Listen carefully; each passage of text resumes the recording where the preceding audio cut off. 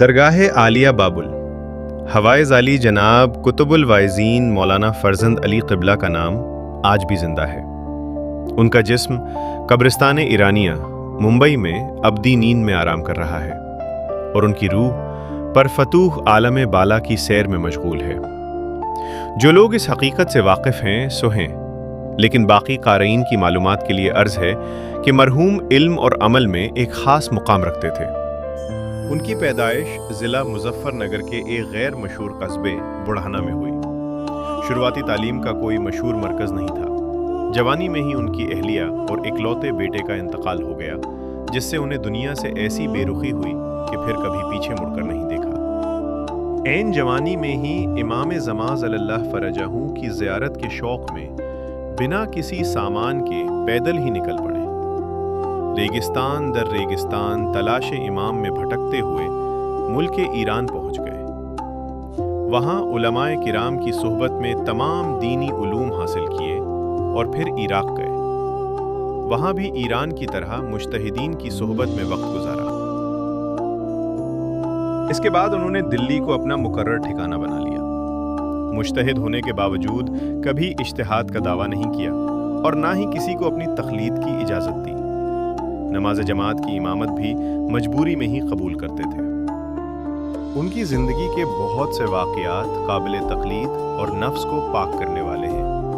اگر ان سب کو اکٹھا کیا جائے تو ایک ایسی دلچسپ سوانح عمری بنے گی جسے بنا پورا کیے چھوڑا نہیں جا سکتا۔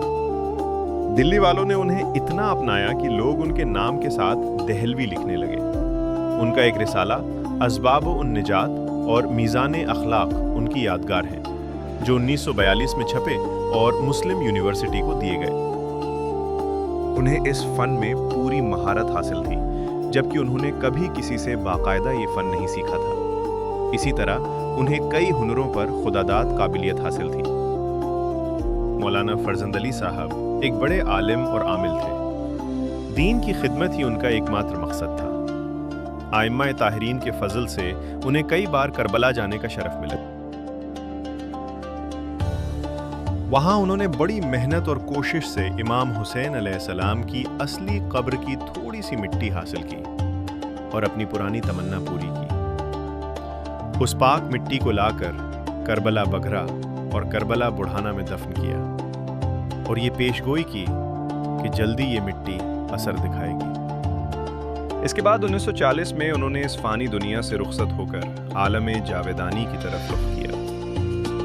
ان کی یہ پیشگوئی 19 اپریل 1963 بروز منگل شام تقریباً 5:30 پر پوری ہوئی۔ ہوا یوں کہ باغ کربلا بگھرا میں ایک مسلم نوجوان اصغر، جو اہل سنت مذہب سے تعلق رکھتا تھا، اکثر وہاں گانا گایا کرتا تھا۔ اس دن اس سے کوئی غیر شرعی کام ہو گیا۔ تبھی ایک بزرگ نقاب پوش شخص سفید گھوڑے پر سوار ہو کر ظاہر ہوا۔ ان کی ہیبت اور جلالت ایسی تھی کہ پیڑوں کی تمام ٹہنیاں جھک کر ادب احترام سے راستہ دینے لگیں۔ انہوں نے آتے ہی اصغر کو ٹھوکر مار کر درگاہ سے دور پھینک دیا۔ جب یہ خبر سید پورہ پہنچی تو لوگ آئے اور اصغر کو بے ہوش پایا۔ ہوش میں آنے پر اس نے اس بزرگ کے آنے کا واقعہ سنایا اور ڈر سے کانپنے لگا۔ اگلے دن یہ خبر پورے علاقے میں پھیل گئی اور لوگ بڑی تعداد میں دیکھنے آئے۔ ان نشانوں کو محفوظ کر لیا گیا جو آج بھی اس واقعے کی گواہی دیتے ہیں۔ تب سے یہ مقام ایک مقدس زیارت گاہ بن گیا ہے۔ علماء اور زائرین کا کہنا ہے کہ وہ بزرگ کوئی اور نہیں بلکہ حضرت ابو الفضل عباس علیہ السلام تھے، جنہوں نے اپنے بھائی امام حسین علیہ السلام کی قبر کی مٹی کی توہین برداشت نہ کرتے ہوئے یہ معجزہ دکھایا۔ به حسین می بخشه بنده های بی پناه